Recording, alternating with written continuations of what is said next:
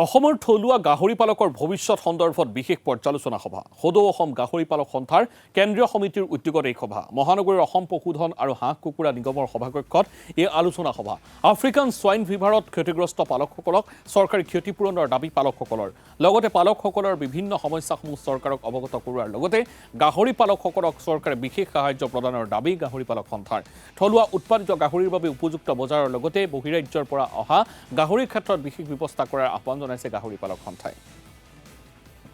African swine ফিভাৰে 2025 বৰ্ষত অসমৰ পালকসকলক সবাতোকৈ বেছি ক্ষতিগ্ৰস্ত কৰিছে 2024 চনত অসমত অকল 7টা এপিক চেণ্টাৰ আছিল আফ্ৰিকান সোয়াইন ফিভাৰৰ আপোনাৰ ধৰা পৰিছিল 7টা এপিক চেণ্টাৰত কিন্তু এবাৰ প্ৰায় 300ৰো অধিক হ'ব এইটো বিভাগীয় তথ্য মতে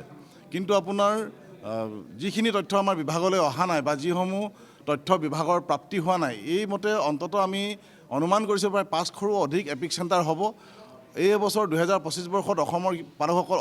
সকলোতকৈ বেছি ক্ষতিগ্ৰস্ত হৈছে আৰু সেয়েহে আমি চৰকাৰক আজি এই আমাৰ সভাখনৰ যোগেদি বা আপোনালোকৰ নিউজ চেনেলৰ যোগেদি আমি অনুৰোধ জনাব বিচাৰিম যে আমাৰ যিসকল পালক আছে পালকসকলক ক্ষতিপূৰণসমূহ অনতিপলমে প্ৰদান কৰক আৰু লগতে যিসকল পালক এই কালিং ব্যৱস্থাৰ পৰা এএছএফত যি কালিং হয় কালিং ব্যৱস্থাৰ পৰা সেইটো লাগিলে পশুপালন বিভাগৰ ব্যৱস্থাপনাৰ অভাৱতেই হওক বা পালকসকলৰ সজাগতাৰ অভাৱতেই হওক যিসকল পালকৰ ক্ষতিগ্ৰস্ত হৈছে কিন্তু বিভাগৰ দ্বাৰা কালিং হোৱা নাই সেই পালকসকলক যাতে এটা ছাপৰ্ট হিচাপে তেওঁলোকক এই ক্ষেত্ৰখনলৈ পুনৰ ঘূৰাই অহাৰ ক্ষেত্ৰত তেওঁলোকক যাতে এটা সাহায্য প্ৰদানৰ ব্যৱস্থা কৰক